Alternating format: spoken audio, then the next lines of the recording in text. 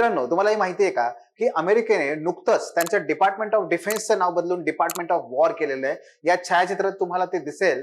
काय फरक आहे? डिपार्टमेंट ऑफ डिफेन्स 1947 पर्यंत अमेरिकेत डिपार्टमेंट ऑफ वॉर नावाने होतं. आज हा फक्त नावातला बदल नाहीये, हा बदल आहे त्या अमेरिकेच्या धोरणातला. मित्रांनो, इथून पुढे ट्रम्प ज्या पद्धतीने जगभरामध्ये कुरापती करत सुटलेले आहेत किंवा आक्रमण करत सुटलेले आहेत, त्याचं हे निदर्शक आहे की आता आम्ही पुढे या डिफेन्स मोडमध्ये नसणार आहे, आम्ही अटॅकिंग मोडमध्ये असणार आहे. का सांगतो मी हे सगळं तुम्हाला? यासाठी की इथून पुढे आपल्याकडे जे 130 ते 140 दिवस आहेत, त्या 130 ते 40 दिवसामध्ये डिफेन्स मोडमध्ये जाऊ नका, अटॅकिंग मोडमध्ये जा. कारण आगामी राज्यसेवा पूर्व परीक्षा जी 31 मे 2026 रोजी असणार आहे, जर तुम्ही अटॅकिंग मोडमध्ये नसाल, आपल्याला विजय मिळणार नाही. आणि म्हणून मित्रांनो, ह्या युद्धामध्ये आपल्याला जर जिंकायचं असेल तर तशाच पद्धतीची रणनीती असली पाहिजे. एक या अमेरिकेच्या संदर्भात सांगायचं झालं तर एक अत्यंत निष्णात असे त्यांचे फायटर जेट पायलट होते की ज्यांनी अमेरिकेचे सगळं युद्धतंत्र बदलून टाकलं. मित्रांनो, त्याच युद्धतंत्राचा वापर करून आपण पुढच्या काही दिवसामध्ये या राज्यसेवा पूर्व परीक्षेमध्ये यश मिळवणार आहोत. अशाच प्रकारचा हा प्लॅन आहे. नक्की पहा. समजा एकूण जर आपण विचार केला तर आता जवळपास आपल्याकडे 130 ते 140 दिवस शिल्लक आहेत.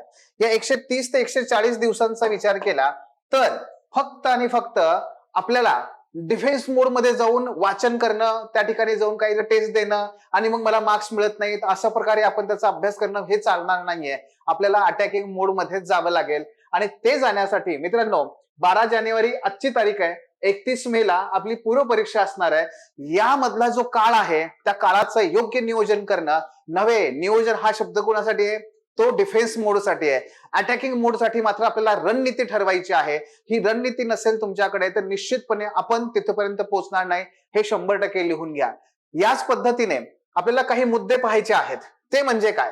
पीपल, आयडियाज अँड हार्डवेअर हा त्या डिफेन्सचा म्हणजे तिथल्या अमेरिकेतल्या डिफेन्स मिनिस्ट्रीचा किंवा तिथले जे काही तज्ञ आहेत त्यांचा हा नारा असतो. आपल्याला सुद्धा त्या पद्धतीनेच काम करायचंय. आपल्याला सुद्धा काय करायचंय बघा.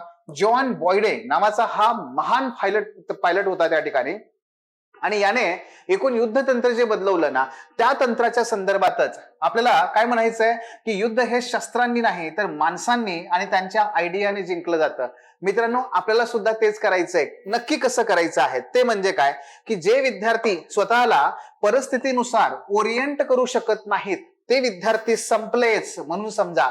ओरिएंट म्हणजे काय की परिस्थितीनुसार जुळवता आलं पाहिजे. फॉर एक्झाम्पल, विद्यार्थी अभ्यास करतोय, त्याचं लक्ष 31 मे आहे, पण प्रत्येक दिवस बदलतोय, प्रत्येक दिवशी त्याचा अभ्यास बदलतोय, प्रत्येक दिवशी त्याला मिळणारे मार्क्स बदलत आहेत.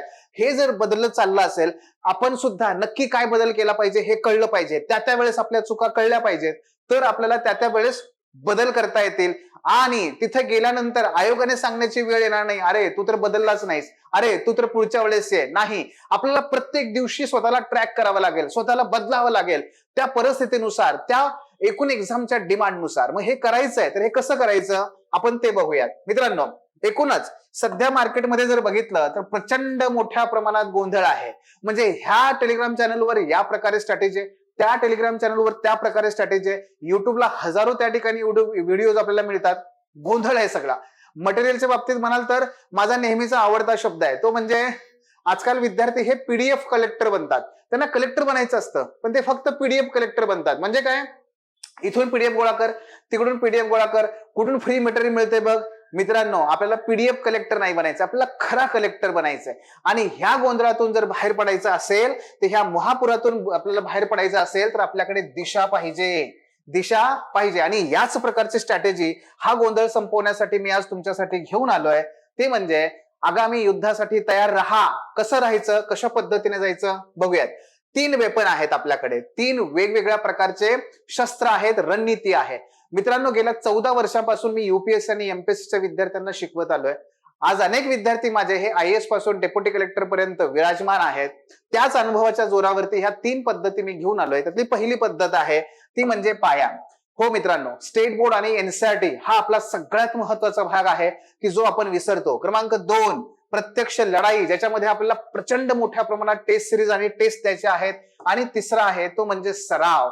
टेस्ट सिरीजच्या माध्यमातून सराव करालच, पण 2500 पेक्षा जास्त MCQ PYQ आपल्याला सॉल्व्ह करायचे आहेत. अशा वेगवेगळ्या पद्धतीने आपण ह्या बाबी घेऊन आलोय. पहिला बघूयात फाउंडेशन. फाउंडेशन मध्ये आपल्याला काय करायचंय, तर टेक्स्टबुक फाउंडेशन पाया आपला आहे. मित्रांनो, आता जी 2025 ची 9 नोव्हेंबर रोजी जी पूर्व परीक्षा झाली त्याच्यातले 46% प्रश्न, ऐका व्यवस्थित ऐका, 46% प्रश्न हे स्टेट बोर्ड आणि एनसीईआरटी मधून आलेले आहेत. संविधान वाद हे नक्की कोणाची देण आहे हा प्रश्न विद्यार्थ्यांना पहिल्यांदाच वाचल्यासारखा जर फील होत असेल, विचार करण्याची वेळ आहे. तुम्ही खरंच अभ्यास केलाय का? कारण हे तुमच्या 11वीच्या राज्यशास्त्राच्या पुस्तकातलं वाक्य आहे, हे तुम्हाला माहित नाहीये. आपल्याला स्टेट बोर्ड आणि एनसीईआरटी वरती काम करायचंय, आपल्याला याच्यामधून आपला नॉलेज बेस वाढवायचा आहे. हे वाढवण्यासाठी आपण काय करणार आहोत, if you want to win you must know the ground. आणि एमपीएससीच्या क्षेत्रामध्ये रणांगणाची जमीन काय आहे, ती म्हणजे स्टेट बोर्ड आणि एनसीईआरटी. आपली कमांड याच्यावरती मिळवायची आहे. त्यासाठी आपण काय करणार आहोत, तर लक्षात घ्या, इथे आपल्याला 13 जानेवारी म्हणजे उद्यापासून आपण दररोज 2 चॅप्टरचं डिस्कशन करणार आहोत. डिस्कशन नाहीये, तर त्या एमपीएससीच्या ट्रॅप मध्ये तुम्ही अडकला नाही पाहिजे, यासाठी आपल्याला तो ट्रॅप कसा ओळखायचा हे शिकायचंय. दररोजच्या दररोज आपल्याला 2 चॅप्टर संपवायचे आहेत आणि ही कंटिन्यूस सिरीज राहील त्या ठिकाणी मे पर्यंत. याच्यामध्ये आपण काय करणार आहोत, तर उद्या 13 जानेवारी पासून पुन्हा ऐका, सकाळी आपण युट्यूब वरती या पद्धतीची सिरीज सुरू करतोय, ज्याच्या माध्यमातून तुम्हाला सर्व state board, history, geography, polity, सगळ्या प्रकारच्या टेस्ट सिरीज ह्या सगळ्यांचा आपण अभ्यास करणार आहोत. सगळ्यांबद्दल रिव्हिजन करणार आहोत. कशा प्रकारे लक्षात ठेवायचं आपण हे बघणार आहोत आणि त्याच्या माध्यमातून तुमचा फाउंडेशन पक्का होईल. 46% प्रश्न राऊंड फिगर केला, 50% प्रश्न तुमचे इथून येतात आणि 50% प्रश्न ज्यांना जमले त्याचं यश फिक्स आहे. मग हे करायचंय आपल्याला आणि म्हणूनच दररोजच्या दररोज नो एक्सक्यूज, दररोज यायचंय, दररोज संपवायचंय आणि अशा पद्धतीने आपल्याला नॉलेज बेसवर कमांड मिळवायची आहे. पुढे दुसरा मुद्दा तो म्हणजे ऍक्च्युअल फाईट.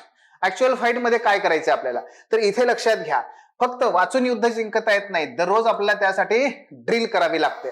मित्रांनो, इथून पुढे हिस्ट्री, जिओग्राफी, पॉलिटी या सगळ्याचे स्टेट बोर्ड एनसीईआरटी आपण दररोजच्या दररोज करणारच आहोत. परंतु त्याचबरोबर आपण घेऊन येतोय तुम्हा सर्वांसाठी एक क्रॅश कोर्स. या क्रॅश कोर्स मध्ये दररोज 1.5 तासांचे 2 लेक्चर असतील. सगळा अभ्यासक्रम संपवलेला असेल, त्याच्यावरती तुम्हाला पीवायक्यू आणि एमसीक्यूचा सराव असणार आहे. तुमचे सगळे कन्सर्न त्या ठिकाणी दूर होणार आहेत.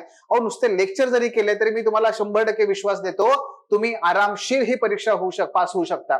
मात्र त्यासाठी आपल्याला काय करायचंय, या बूट कॅम्प मध्ये सहभागी व्हायचंय. हा बूट कॅम्प का म्हणतोय, कारण इथे आपली जडणघडण होणार नाहीये. इथे आपल्याला तयार केलं जाणार आहे त्या परीक्षेसाठी, त्या युद्धासाठी, जिथे तुम्हाला विजय हा मिळवायचाच आहे. तो मिळवायचा कसा बघूयात. आणि त्याचबरोबर याच्यामध्ये आपण काय करणार आहे, तर 2500 पेक्षा जास्त एमसीक्यू असतील, पीवायक्यू तुमचे त्या ठिकाणी असणारच आहेत, त्याच्याबद्दलची स्ट्रॅटेजी तिथे असणार आहे. आपण ह्या सगळ्या गोष्टी त्या ठिकाणी डिस्कस करणार आहोत आणि त्या सोडवायच्या आहेत, त्याच्यावरती चर्चा असणार आहे आपली पर्सनल. त्या ठिकाणी तुम्हाला ह्या पद्धतीची स्ट्रॅटेजी असणार आहे. आणि म्हणून speed is life, speed is life. आपल्याला अतिशय वेगाने जायचंय, आपल्याला थांबायचं नाही, लेचापेचा चालणार नाही. आपल्याला स्पीड इज लाईफ आहे. या स्पीड इज लाईफचा धोरण लक्षात ठेवून आपल्याला यश मिळवायचं आहे. वेळेचा अपव्यय टाळायचा आहे. कॉन्सेप्ट क्लिअर करून घ्यायच्या आहेत. त्या 1.5 तासांच्या 3 तासांचे जे काही आपले लेक्चर्स असणार आहेत त्यातून तुमच्या कॉन्सेप्ट क्लिअर होतील, रिव्हिजन होतील. त्या ठिकाणी तुमचं डिस्कशन असेल, पाठांतर कसं करायचंय, त्या ट्रिक्स असतील, ह्या सगळ्या गोष्टी आपण तिथे पाहणार आहोत. आणि म्हणूनच आयोगाचा जो डोक्याचा भाग आहे, हा म्हणजे डोक्याचा अभ्यास, आयोगाच्या माइंडसेटचा अभ्यास आपल्याला या क्रॅश कोर्सच्या माध्यमातून होणार आहे. मित्रांनो, हा जो क्रॅश कोर्स आहे तो आपला सुरू होतोय 19 जानेवारी पासून. 19 जानेवारी 2026 पासून त्याचे डेमो सुरू होत आहेत आणि 26 जानेवारी पासून त्याचे लेक्चर स्टार्ट होत आहेत आणि त्या पद्धतीने आपण तुम्हाला तिथे ड्रिल करून घेणार आहोत. त्याचबरोबर तिसरा महत्वाचा मुद्दा आहे सिम्युलेशन्स. म्हणजेच काय हो, त्याची प्रत्यक्ष ट्रेनिंग, प्रत्यक्ष त्या ठिकाणी नेट प्रॅक्टिस. काय करायचंय आपल्याला बघा, या पद्धतीने सराव करायचा आहे. जवळपास 31 टेस्ट आहेत तुमच्या, जे 40 सेकंदामध्ये युद्ध बॉयडेने जिंकलं होतं तिकडे फायटर प्लेन घेऊन, आपल्याला सुद्धा 2 तासामध्ये ते युद्ध जिंकायचंय. आणि हे 2 तासातलं युद्ध जिंकण्यासाठी आपल्याला इथे प्रचंड सराव करायचा आहे. एवढा सराव करायचा आहे की फायनल परीक्षा ही तुम्हाला असं वाटलं पाहिजे, अरे मी इथे 30 दिल्या, मी ही 31वी टेस्टच देतोय. मी 30 दिल्या, ती 31वी टेस्ट आहे. तुम्हाला ती परीक्षा वाटलीच नाही पाहिजे, इतका तुमचा सराव झाला पाहिजे. ह्या सराव आपण त्या ठिकाणी करून घेणार आहे. आणि अशा पद्धतीची ही टेस्ट सिरीज आहे जी आपली स्टार्ट होतीये 1 फेब्रुवारी 2026 पासून. पण त्याच्या अगोदरची प्रिपरेशन जी आहे ते स्टेट बोर्ड एनसीईआरटी उद्यापासून, आपला क्रॅश कोर्स त्या ठिकाणी 19 तारखेपासून हे सगळं सुरू होणार आहे. या माध्यमातून तुम्ही याच्यासाठी प्रिपेअर व्हाल आणि एकदा का तुम्ही ही प्रॅक्टिस जिंकली ना, निश्चितपणे तुम्ही मैदानामध्ये जिंकणार, याच्याबद्दल तिळमात्र कुठेही शंका असणार नाहीये. आणि म्हणून मित्रांनो, आपल्याला काय करायचंय, आयोगाच्या दर्जाचे प्रश्न असलेल्या ह्या सगळ्या टेस्ट द्यायच्या आहेत. आणि जेव्हा तुम्ही ती परीक्षा द्याल तेव्हा असं वाटलं पाहिजे, अरे ही तर फक्त आपली काय आहे, टेस्ट सिरीज आहे, भीती संपली पाहिजे आणि रिझल्ट आला पाहिजे. या पद्धतीने मित्रांनो आपल्याला जायचंय. शेवटी हे लक्षात घ्या की आपल्या समोरचा जो प्रश्न आहे तो हा नाहीये to be or not to be. No, आपल्या समोरचा प्रश्न आहे to be or to do. म्हणजेच काय, नुसतं अधिकारी झाल्यासारखं मिरवायचं नाहीये, मिरवून घ्यायचा काही उपयोग नाहीये. आपल्याला प्रत्यक्ष काम करायचंय. उद्या ती संधी आपल्याला मिळणार आहे आणि म्हणून आज आपण घाम गाळूयात. निश्चितपणे आपल्याला त्या पद्धतीने वेळ मिळेल आणि ती वेळ आपली येईल की ज्या वेळेस आपल्याला या अधिकारी म्हणून मिरवण्याची संधी मिळेल. तेव्हा मित्रांनो, कुठल्याही प्रकारचा वेळ दवडू नका. भेटूयात उद्यापासून युट्यूब वरती आपल्या स्टेट बोर्ड आणि एनसीईआरटीच्या उपक्रमासाठी आणि त्याचबरोबर 19 जानेवारी पासून क्रॅश कोर्स साठी, 1 फेब्रुवारी पासून आपल्या टेस्ट सिरीज साठी. सर्वांना शुभेच्छा आहेत. शुभेच्छा नाही, तयार रहा युद्धासाठी. धन्यवाद. Thanks for watching. If you found this video valuable, don't forget to like, share and subscribe our channel. The Officer, your personal mentor.